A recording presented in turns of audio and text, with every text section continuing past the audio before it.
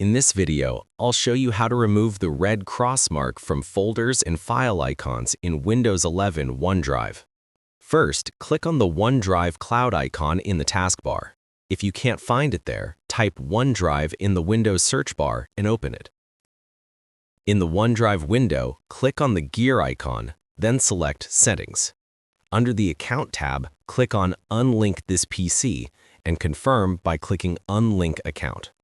This will disconnect OneDrive from your computer and stop it from syncing files. Once OneDrive is unlinked, don't add or sign in with any email account when prompted. Close the window and you'll notice that the red cross marks on your folders and icons will be removed.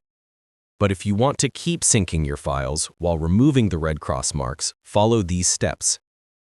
First, check your internet connection.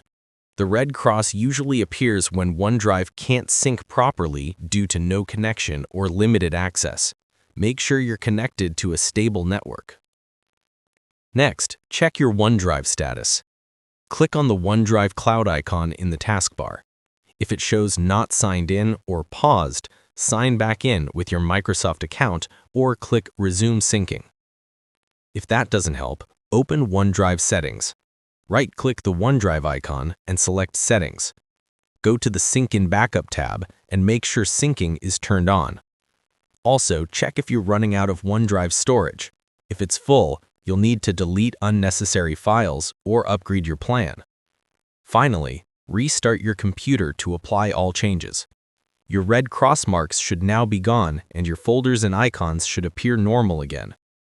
If this tutorial helped you, don't forget to like and subscribe for more helpful tutorials like this. Feel free to reach out if you encounter any issues during the process. If this video helps you out, please leave a like and subscribe. Comment below if you have any questions. If you need further assistance, consider hiring a professional using the link in this video below.